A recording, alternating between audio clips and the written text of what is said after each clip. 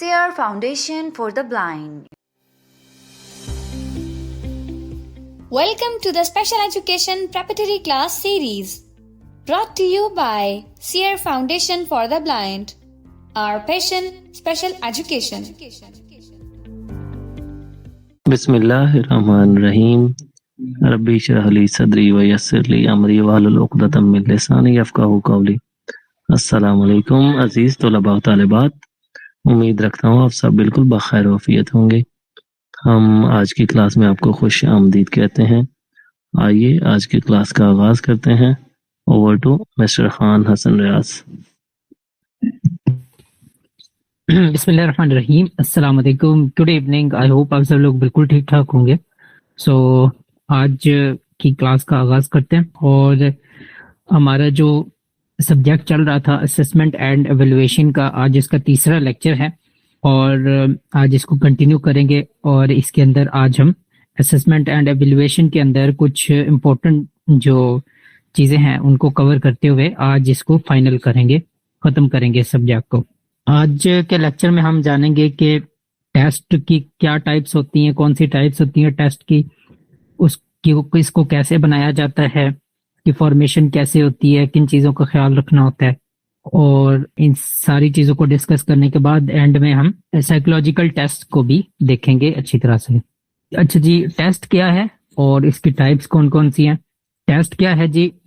Test का जो learning point of view से अगर हम देखें कि टेस्ट क्या है, तो किसी भी स्टूडेंट के बिहेवियर में, रवैये में तब्दीली, चेंजिंग इन बिहेवियर को मेजर करना, यानी जो भी हमने उसको सिखाया है, यानी ऐसा होता है ना कि अब जब बच्चा छोटा होता है तो उसका एक सर्टेन बिहेवियर होता है, फिर वो जब बड़ा होता है चीज़ें सीखता है, वो सीखता है कि हमने पब्लिक में कैसे बिहेव करना है, पब्लिक में कैसे रिएक्ट करना है या उठना बैठना है, पब्लिक में कैसे डील करना है, बड़ों के सामने कैसे बोलना है। तो वो जब सारी चीज़ें सीखता है बच्चा, तो इट मीन्स कि वो लर्न कर रहा है और उसके बिहेवियर में चेंज आ रहा है। और उसी चेंज को मेजर करने के लिए जो हम एक असेसमेंट करते हैं उसको कहते हैं टेस्ट। टेस्ट अपनी बनावट के लिहाज से, यानी टेस्ट कंस्ट्रक्शन जो है वो दो टाइप्स की होती है। हम इनको डिटेल में देखेंगे, उनके मेरिट्स एंड डिमेरिट्स भी देखेंगे। पहला है हमारे पास सप्लाई टाइप, इसको ऐसे भी कहते हैं और सब्जेक्टिव टेस्ट भी कहते हैं। ठीक है, अब सप्लाई टाइप क्यों कहते हैं इसको? क्योंकि इसमें बच्चे को क्वेश्चन पढ़ के, उसको समझ के, उसका आंसर जो है अपनी जहनी सलाहियतों को, अपने नॉलेज को बुरुएकार लाते हुए उसका आंसर जो है वो पहले फॉर्म करना होता है, उसकी शक्ल बनानी होती है, अपने माइंड में स्ट्रक्चर बनाना होता है और फिर वो उस आंसर को लिखता है। तो इसलिए हम इसको सप्लाई कहते हैं, सप्लाई टाइप ऑफ टेस्ट कहते हैं ऐसे, या सब्जेक्टिव फॉर्म भी इसको कहते हैं। मेरिट्स एंड डीमेरिट्स देखते हैं इसके। पहले मेरिट्स हैं, ठीक है, इसमें बच्चे की creativity and writing skill check होती है, उनकी असेसमेंट होती है। ठीक है, इसमें बच्चा जो है वो गैस नहीं लगा सकता, गैस लगाने के जो प्रोबेबिलिटी होती है वो बहुत कम होती है, क्योंकि इसमें हमने एक्सप्रेस करना होता है अपनी थॉट्स को। ठीक है, उसमें बच्चे में कितनी डीप थिंकिंग है, लर्नर में कितना वो डीप थिंक करता है और उसके कॉन्सेप्ट्स कितने क्लियर हैं, ये हमें पता चलता है। डीमेरिट्स को देख लेते हैं।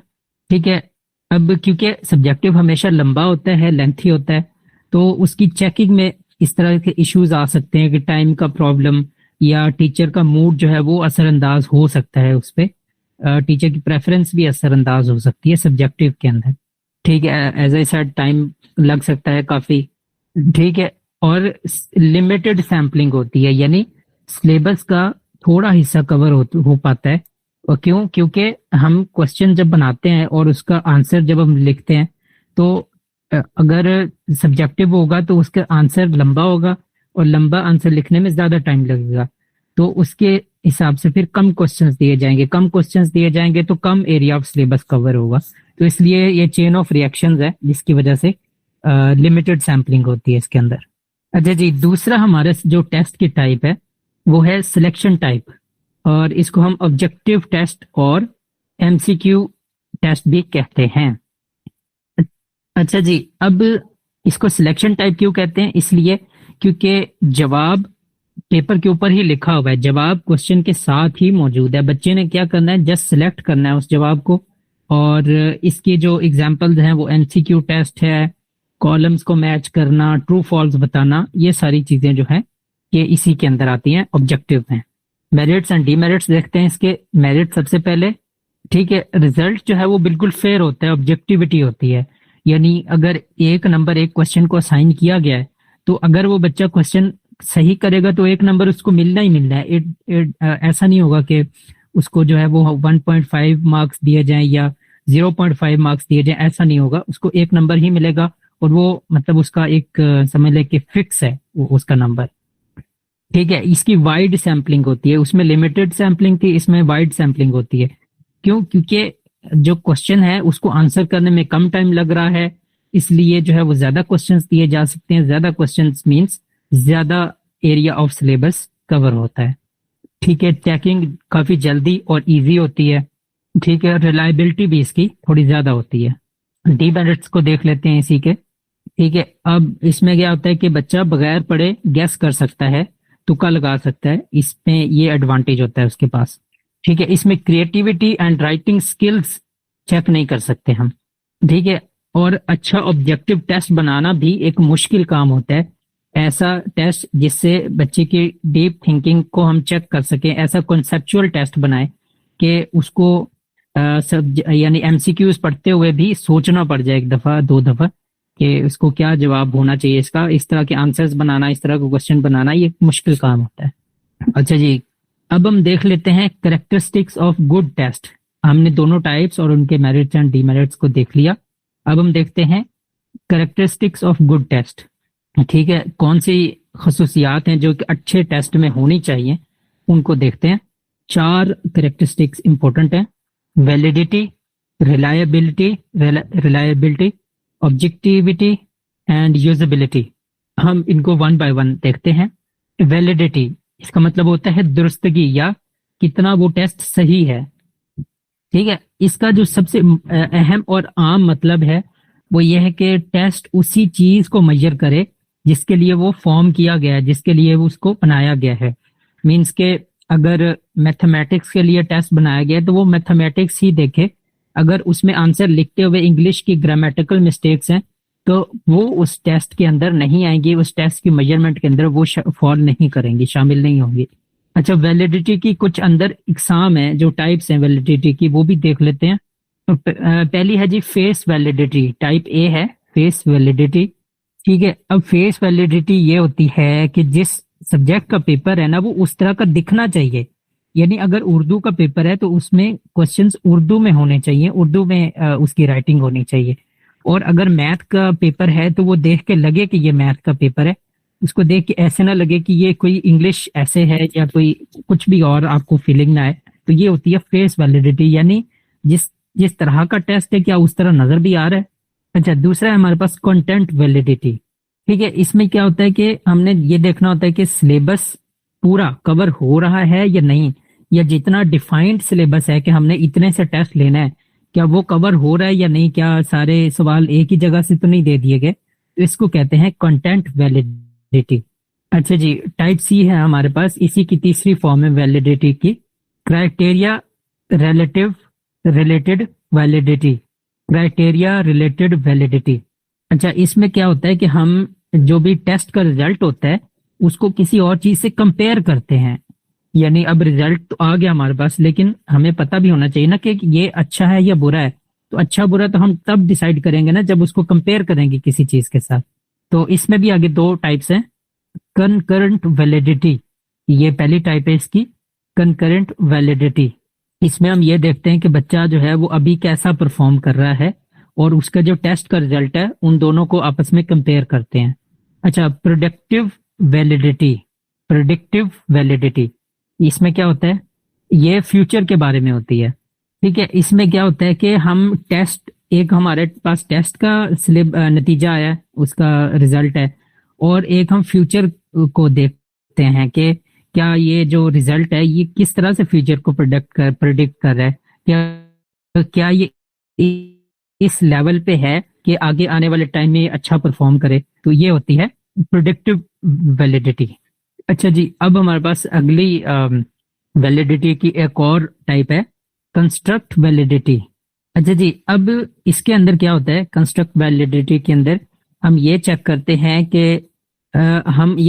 कि क्या उस खासियत या उस ट्रेट को ये टेस्ट मेजर कर भी रहा है या नहीं, यानी जो इसका टारगेट है, जो इसका काम है कि इसने फलां चीज को चेक करना है, इसने जैसे हमने ऊपर पढ़ा है कि अगर मैथमेटिक्स है, हम चाहते हैं कि मैथमेटिक्स का टेस्ट लेना है, या फिर हम मैथमेटिक्स के अंदर भी कोई एक सब्जेक्ट, कोई एक टॉपिक ले लेते हैं कि हमने इस चीज का अलजबरा का टेस्ट है, ठीक है, तो क्या उस ट्रेड को वो उस खसूसियत को चेक भी कर रहा है। मतलब कुछ होते हैं जो अलजबरा में अच्छे होते हैं, ये किसी और चीज में अच्छे नहीं होंगे, उनका कॉन्सेप्ट क्लियर नहीं होंगे, तो ये किसी खास ट्रेड, खास टॉपिक के लिए होता है कि वो उस चीज को मेजर कर भी रहा है या नहीं टेस्ट। अच्छा, इसमें भी आगे दो टाइप्स हैं, कन्वर्जन वैलिडिटी। अच्छा, इसका क्या होता है कि फॉर एग्जांपल हम ले रहे हैं इंटेलिजेंस टेस्ट, ठीक है, एग्जांपल के तौर पे हमने पिछली दफा 10 दिन पहले, 20 दिन पहले या महीना पहले एक इंटेलिजेंस टेस्ट लिया, उसमें मार्क्स आए 50। तो जब हम एक महीने बाद टेस्ट लेंगे तो फिर भी मार्क्स 50 के आसपास ही होने चाहिए, बहुत ज्यादा इधर उधर, बहुत ज्यादा कम या ज्यादा नहीं होने चाहिए। इससे क्या होगा कि इनकंसिस्टेंसी शो होगी टेस्ट की, और इससे टेस्ट जो है वो रिलायबल नहीं रहेगा। अच्छा, दूसरा है हमारे पास डाइवर्जेंट डिस्क्रिमिनेंट भी कहते हैं इसको, डाइवर्जन एंड डिस्क्रिमिनेंट वैलिडिटी। अच्छा, इसमें क्या होता है कि दो अलग अलग चीजें, तो उन दोनों का रिजल्ट अलग होना चाहिए। यानी अगर हमने इंटेलिजेंस टेस्ट लिया था पहले और अब हमने पर्सनालिटी टेस्ट लिया है, तो इंटेलिजेंस टेस्ट का नतीजा रिजल्ट अलग होगा और पर्सनालिटी टेस्ट का अलग होगा। ये मैच कर भी सकते हैं लेकिन जरूरी नहीं कि ये मैच करें। अच्छा जी, अब हमारे पास वैलिडिटी को छोड़ के अगली हमारे पास टाइप है जो करेक्टरिस्टिक है, वो है रिलायबिलिटी, ठीक है, भरोसा या तसलसल आप इसको कह सकते हैं उर्दू में, ठीक है। अब ये वही पीछे जो हमने चीज डिस्कस की थी वही आ गई है कि कंसिस्टेंसी होनी चाहिए। अगर हमने टेस्ट लिया था महीना पहले और आज भी टेस्ट लिया है तो वो सेम उसके आसपास ही नंबर आने चाहिए, क्योंकि जाहिर है वो अगर तब टेस्ट अच्छा हुआ था तो अब भी होना चाहिए अगर टेस्ट रिलायबल है तो। अच्छा, तीसरा हमारे पास ऑब्जेक्टिविटी यानी गैर जानिबदारी, ठीक है। इसमें क्या होता है कि ये मेक श्योर किया जाता है कि टेस्ट चेक करते हुए जो इंस्ट्रक्टर है या जो टेस्ट चेक कर रहा है वो अपनी राय या ओपिनियन उसके बीच में शामिल ना करे उसके रिजल्ट के अंदर। अच्छा, यूजेबिलिटी है चौथे नंबर पे हमारे पास, ठीक है। इस टेस्ट जो है वो प्रैक्टिकल होना चाहिए। प्रैक्टिकल मीन्स ना वो बहुत ज्यादा छोटा हो, ना बहुत ज्यादा लंबा हो, ना इतना एक्सपेंसिव हो कि उसको जो है वो अटेम्प्ट करना भी मुश्किल हो, और अटेम्प्ट करवाना यानी जो टेस्ट कंडक्ट करते हैं उनके लिए भी काम मुश्किल हो जाए। अच्छा जी, ये हमारे पास कैरेक्टरिस्टिक्स ऑफ गुड टेस्ट हमारे पास कंप्लीट हो गए। अब हम अगले टॉपिक पे आते हैं। अब हम देखते हैं कि हमारे पास जो नेक्स्ट टॉपिक है वो क्या है, और जो हमारा नेक्स्ट टॉपिक है वो है ब्लूम टैक्सोनॉमी।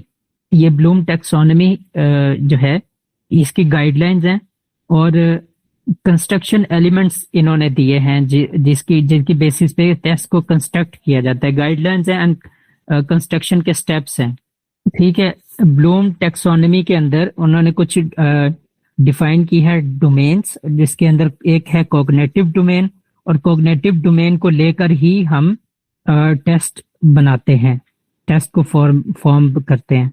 अच्छा जी, कॉग्निटिव डोमेन के लेवल्स जो है वो क्या होते हैं उनको हम देख लेते हैं। ये टेस्ट को बनाने में और समझने में आसानी फराहम करेंगे, ठीक है। अब ये जो लेवल्स हैं ये हमें बताते हैं कि इंसान का दिमाग जो है वो चीज़ों को किस तरह से परसीव करता है, सीखता है, और वो उसका एक पैटर्न होता है, जो पैटर्न होता है आसान से मुश्किल की तरफ जो उसका सफर होता है वो होता है उसका एक पैटर्न खास, जिसमें वो हर चीज को सीखता है। अच्छा, पहले है जी नॉलेज, ठीक है। इसमें यही होता है कि कोई भी नॉलेज है उसको एज इट इज याद कर लेना, और जब कोई पूछे तो उसको एज इट इज सुना देना, बस यही होता है, मीन्स के रट्टा। दूसरा लेवल है जी कॉम्प्रिहेंशन, ठीक है। इसका ये मतलब होता है कि जो लर्नर है वो कोई चीज नहीं सीखेगा तो उसको न सिर्फ वो सीखेगा बल्कि उसका कॉन्सेप्ट को भी समझेगा, और जब वो कॉन्सेप्ट को समझेगा तो नेक्स्ट टाइम वो उन्हीं अल्फाज में नहीं बल्कि अपने अल्फाज में इसको बयान करने के काबिल होगा। अच्छा, तीसरा है हमारे पास एप्लीकेशन। अच्छा, इसका ये मतलब होता है कि हमने कोई भी नया फॉर्मूला सीखा है, कोई भी नया नॉलेज हासिल किया, गेन किया है, तो उसको रियल वर्ल्ड में, रियल लाइफ में किसी भी ऐसी दूसरी प्रॉब्लम के लिए इस्तेमाल करके उस प्रॉब्लम को हल करना, इसको कहते हैं एप्लीकेशन। अच्छा, चौथे नंबर पे हमारे पास एनालिसिस यानी तज्जिया करना। ठीक है, इसका ये मतलब होता है कि कोई एक लंबा चौड़ा कॉन्सेप्ट है तो उसको मुख्तलिफ हिस्सों में थोड़ा थोड़ा करके उसको समझना, ब्रेक करना और उसको समझ के फिर अपने माइंड में उसको जगह देना, अपनी लॉन्ग टर्म मेमोरी का हिस्सा बनाना। अच्छा, पांचवें नंबर पे हमारे पास है सिंथेसिस। ठीक है, इसमें क्या होता है कि हम मुख्तलिफ छोटे छोटे कॉन्सेप्ट्स, मुख्तलिफ अपनी सोचों को जमा करके एक नुक्ते पे हम कोई भी नया आइडिया या नई इनोवेशन करते हैं, नया आइडिया जनरेट करते हैं अपने जहन के मुताबिक। अच्छा जी, छठे नंबर पे हमारे पास एवेल्युएशन। ठीक है, इसमें यही होता है कि हम एवेल्युएट करते हैं अपनी थॉट्स को और रियल वर्ल्ड प्रॉब्लम्स को या चीज़ों को, कि हमारे पास जो पहले से मौजूद नॉलेज है वो हमें क्या बताता है कि फलां चीज़ अच्छी है, बुरी है उसके हक में, या ओवरऑल हमें रिलीजन क्या बताता है, हमारी सोसाइटी क्या कहती है, ये सारी चीज़ें हमारे दिमाग में होती है और उस नॉलेज को हम यूज करते हुए किसी भी चीज़ के बारे में फैसला करते हैं एवेल्युएट करके। अच्छा जी, ये हो गया कॉग्निटिव डोमेन्स के लेवल्स के, हम चीज़ों को कैसे परसीव करते हैं। अच्छा जी, अब हम देखते हैं कि टेस्ट कंस्ट्रक्शंस के एलिमेंट्स कौन कौन से हैं। अच्छा जी, टेस्ट बनाने से पहले हम एक प्लानिंग करते हैं, प्लानिंग का प्रोसेस अमल में आता है और उस प्लानिंग के अंदर ये 3 स्टेप्स आते हैं। कौन से हैं जी? पहला है डिटर्मिनेशन ऑफ ऑब्जेक्टिव्स। ठीक है, मकासद तय करना। ठीक है, अब क्या होता है कि जब हम टेस्ट ले रहे हैं तो उसका कोई पर्पस भी होगा ना जिसकी वजह से हम ले रहे हैं, तो इसमें हम वो पर्पस डिफाइन करते हैं, डिजाइन करते हैं, बताते हैं, या समझ लें कि हम डिटरमिन करते हैं कि इसके पीछे, टेस्ट के पीछे क्या मकसद है, हम क्यों ले रहे हैं। दूसरा है जी कंटेंट एरिया। ठीक है, इसमें यही मतलब है कि सिलेबस डिसाइड करना। ठीक है, इसमें हम सिंपल यही है कि हम डिसाइड करते हैं कि आया हम पूरी बुक से टेस्ट लेंगे, कुछ खास चैप्टर्स को शामिल करेंगे, तो ये कंटेंट एरिया होता है कि हमने डिसाइड करना है कि कंटेंट एरिया क्या होगा इस टेस्ट के लिए। अच्छा, थर्ड पे हमारे पास टेबल ऑफ स्पेसिफिकेशन, इसको TOS2 भी कहते हैं। ये एक समझ लें कि ब्लूप्रिंट होता है, टेक्स्ट का एक नक्शा होता है, चाहे वो कागज पे हो या आपके माइंड में है। तो इसमें हम पूरी प्लानिंग कर लेते हैं, इसमें हम वो चीज़ें डिफाइन करके लिख लेते हैं या नोट डाउन कर लेते हैं कि कहाँ से कितना टेस्ट लेना है, इसका पर्पस क्या है, कंटेंट एरिया क्या होगा, और ये सारी चीज़ें जो हम टेबल ऑफ स्पेसिफिकेशंस के अंदर हम ये डिटरमिन कर लेते हैं, एक जगह पे लिख लेते हैं। अच्छा जी, अब हम देख लेते हैं कि हम क्योंकि असेसमेंट, एवेल्युएशन, टेस्ट वगैरह की बात करें तो इसी के अंदर IQ जो है, इंटेलिजेंस कोशेंट, इसको कैसे मेजर करते हैं, इसको देख लेते हैं। ठीक है, मैं आपको सरफेस लेवल पे बता दूंगा जो आपके कॉन्सेप्ट्स को क्लियर कर देंगे। अच्छा, एक पुराना मेथड है IQ मालूम करने का और एक नया मेथड है, मैं दोनों बता देता हूँ। अच्छा जी, जो पुराना मेथड है उसके अंदर 2 चीजें होती हैं। एक है क्रोनोलॉजिकल एज, CA। अच्छा, इसकी क्या होता है कि बच्चे की असल उम्र मालूम की जाती है, एज मालूम की जाती है। अच्छा जी, दूसरा होता है मेंटल एज, MA। अच्छा, इसमें क्या होता है कि हम उसकी मेंटल एज भी पता करते हैं, क्योंकि मेंटल एज जो है वो अलग से हम डिफाइन करते हैं। और वो कैसे हम पता करते हैं, इसका भी एक टेस्ट होता है जिसको हम परफॉर्म करके बच्चे की मेंटल एज डिफाइन करते हैं या मालूम करते हैं। अच्छा जी, पहला फॉर्मूला जो है, जो पुराना मेथड है, उसके के अंदर क्या होता है, ये किसका फॉर्मूला है, William stern, WILLIAM, William stern, STERN, William stern. ठीक है, इसके अंदर क्या होता है, IQ क्या होता है जी, IQ x mental age divided to 100। ठीक है, तो इसमें क्या होता है कि हम जो क्रोनोलॉजिकल एज होती है और मेंटल एज होती है उसको डिवाइड करके तो ये एक 100 का हमें नंबर मिल जाता है। तो ये कैसे मिलता है, ये मैथमेटिक्स है, ये मैं आपको नहीं समझा सकूंगा। तो जब हमें 100 नंबर मिलता है तो फिर हम उसमें से डिफाइन करते हैं कि एक स्पेसिफिक पर्सन जो है उसका जो आईक्यू लेवल है वो क्या है, इस फॉर्मूला के थ्रू चेक करते हैं। एक छोटा सा डिस्क्लेमर अलर्ट कि ये रिकॉर्डिंग बाद में की जा रही है because of some technical issues, so it might feel a little bit different from other recording. So let's begin. IQ को मेजर करने के लिए स्टैंडर्ड 2 यानी जो फार्मूला 2 है, जो दूसरा एक मेथड है, उसको डिविएशन आईक्यू कहते हैं। अच्छा, जो मॉडर्न फार्मूला है इसमें वेचलर स्केल को यूज़ किया जाता है। इसमें क्या होता है कि मेंटल एज और क्रोनोलॉजिकल एज का अमल दखल नहीं होता, बल्कि जिस एज में बच्चा होता है उसी एज के दूसरे बच्चों से उसका कंपैरिजन किया जाता है, उसके मुख्तलिफ एस्पेक्ट्स का, मुख्तलिफ एबिलिटीज़ का, और इसमें जाना जाता है कि जो उसका आईक्यू है वो क्या होगा। और इसमें एवरेज स्कोर 100 होता है और स्टैंडर्ड डिविएशन को यूज़ करते हुए इसका जो फाइनल आउटपुट है वो निकाला जाता है, आईक्यू निकाला जाता है। तो अब हम ये देखते हैं कि कितना आईक्यू किसका होता है। आई मीन जो बहुत इंटेलिजेंट होते हैं, एक्स्ट्रा ऑर्डिनरी, गॉड गिफ्टेड वगैरह, इन सब लोगों को हम देखते हैं कि इनका आईक्यू कितना होता है, या अगर कितना आईक्यू होगा तो वो किस कैटेगरी में फॉल करेगा पर्सन। पहला है जी 130 एंड अबव, ये बहुत सुपीरियर लोग होते हैं, इन्हीं को हम गिफ्टेड या गॉड गिफ्टेड कहते हैं। और ये हमारी कुल आबादी का, ह्यूमन पॉपुलेशन का सिर्फ 2% हिस्सा है। 120 टू 129 ये ज़हीन लोगों में शुमार किए जाते हैं। 110 टू 119 ये अबव एवरेज होते हैं, यानी एवरेज से ज़्यादा अच्छा परफॉर्म करते हैं। अच्छा, 90 टू 109 ये लोग एवरेज होते हैं। दुनिया के ज़्यादातर लोग, तकरीबन 50 से 60% अफराद जो हैं ह्यूमन पॉपुलेशन में, वो एवरेज आईक्यू रखते हैं। 80 टू 89 ये बिलो एवरेज होते हैं, यानी अंडर एवरेज परफॉर्म करते हैं। इनको पढ़ने में, लिखने में थोड़ी प्रॉब्लम्स हो सकती हैं, लेकिन ये डिसेबिलिटी में काउंट या नहीं होते, या किसी डिसऑर्डर में काउंट नहीं होते। 70 टू 79 ये बॉर्डर लाइन है, यानी इससे नीचे हम डिसेबिलिटी को कंसीडर करेंगे। इनके लिए एक टर्म यूज़ होती है स्लो लर्नर्स, हमने इसके बारे में डिटेल में पढ़ा है। तो जो 70 टू 79 लोग होते हैं ये बॉर्डर लाइन होते हैं, और ये स्लो लर्नर्स होते हैं। ये इनका पढ़ने लिखने का, समझने सीखने का अमल जो है वो काफ़ी सुस्त रवि का शिकार होता है। 69 एंड बिलो ये इंटेलेक्चुअल डिसेबिलिटी के अंदर फॉल करते हैं। यहाँ से स्पेशल एजुकेशन का जो एरिया है वो शुरू हो जाता है। तो यहाँ पे 2 स्टैंडर्ड नीचे डेविएशन गिर जाती है।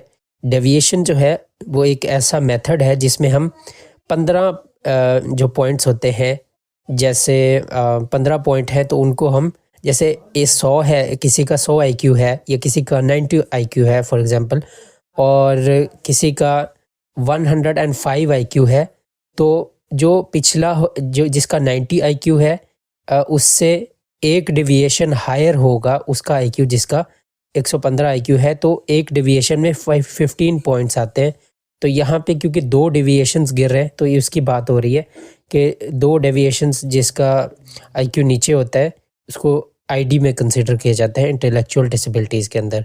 इसी के अंदर अब हम देख लेते हैं कि आईडी के अंदर जो आईक्यू है वो कहाँ पे कौन सी चीज़ को डिफ़ाइन करता है, मतलब कितना आईक्यू होगा तो जो इंटेलेक्चुअल डिसेबिलिटी है वो कितनी स्वेयर होगी। 50 से 69 जो है वो माइल्ड है, ये एजुकेटेबल होते हैं, इनको एजुकेट किया जा सकता है और अपने काम खुद करने में कामयाब रहते हैं।